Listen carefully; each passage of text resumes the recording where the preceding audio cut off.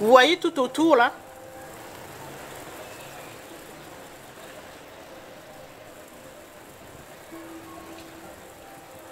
On dirait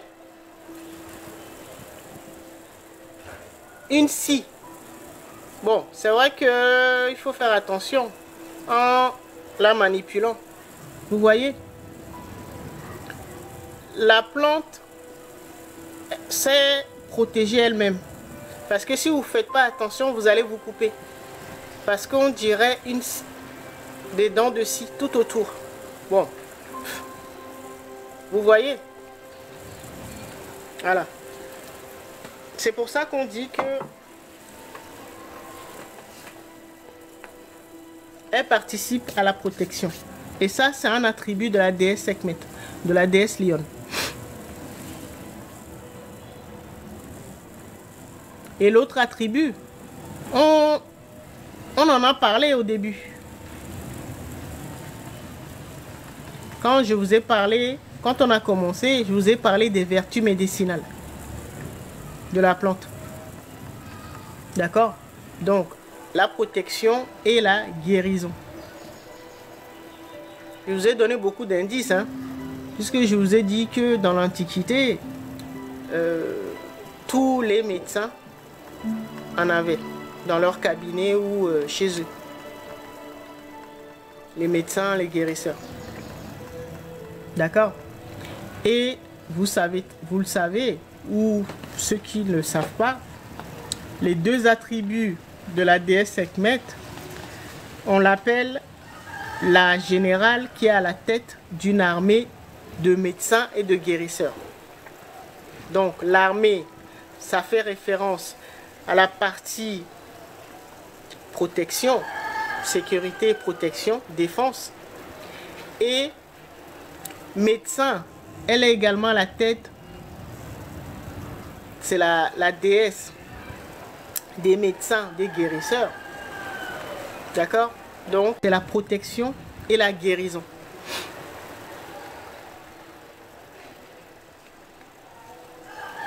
D'accord? Et je vous ai toujours dit que à l'ère du Verseau, chacun d'entre nous doit se réaligner sur ces deux attributs-là de la déesse Sekhmet.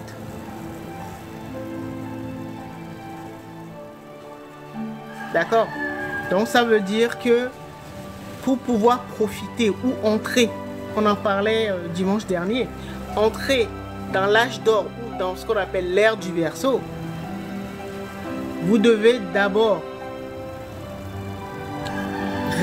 réactiver votre protection, donc votre système immunitaire, d'accord, et également la guérison. Parce que tant que vous êtes encore bloqué dans les énergies du poisson, donc l'ère du poisson, donc c'était très compliqué. C'était cette ère-là, c'était là où on avait vraiment le contrôle des forces involutives. Donc c'était compliqué pour l'humanité. D'accord? Donc si vous voulez sortir de là, vous devez réapprendre à fonctionner vraiment comme la déesse Sekhmet. C'est-à-dire remettre en place vos systèmes immunitaires, c'est-à-dire votre protection. D'accord? Apprendre à vous protéger contre le faux système ou le faux monde. D'accord? La 3D. Et également apprendre à vous guérir. On va approfondir tout à l'heure. Mais là, nous sommes en train de parler des vertus spirituelles de l'aloe vera. Pour que je libère la plante. D'accord?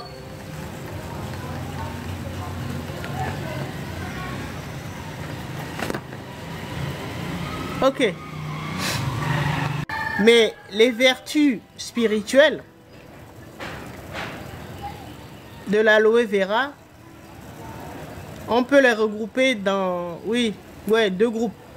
Donc, protection et guérison. D'accord? C'est pour ça que les ancêtres l'appelaient la plante de l'immortalité. Et surtout parce que l'immortalité, je donne il faut faire une différence entre l'immortalité et l'éternité. L'immortalité, c'est de vivre très très très longtemps avec le même véhicule corporel, donc avec le même corps. Vivre très très très longtemps. D'accord? 900 ans, 300 ans, voilà. Sachant que normalement notre conscience ou notre âme est éternelle. D'accord? Mais quand nous nous incarnons, que nous prenons un corps, nous pouvons vivre très très très longtemps. Et quand on vit très très très longtemps, là, on peut dire que nous sommes immortels. Donc c'est ça la différence. Hein. Vous devez faire la différence entre l'immortalité et l'éternité. Notre corps est périssable, pas notre âme ou notre conscience, si vous voulez. D'accord? Mais normalement, notre corps, si on se débrouille bien, on peut vivre avec le même corps pendant très très très longtemps. C'est ce qu'on appelle l'immortalité. Comme dans la Bible, je crois, on parle de personnes qui ont vécu 900 ans. Ça, c'était possible. C'est parce que nous avons oublié. Nous avons oublié comment entretenir notre corps. C'est pour ça que l'aloe vera fait partie des plantes. De toute façon, toutes les plantes dont je parle depuis le début peuvent nous aider à nous réorganiser. D'accord? À nous guérir et surtout à restructurer ou réactiver nos défenses immunitaires, notre système de protection. D'accord? Et c'est en ça que vous allez utiliser dans vos rituels l'aloe vera.